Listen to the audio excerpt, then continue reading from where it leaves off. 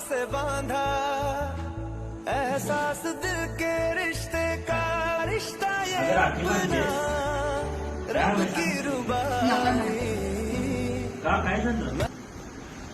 जे मागेल ते देशील येस. बघा. हो. ठीक आहे.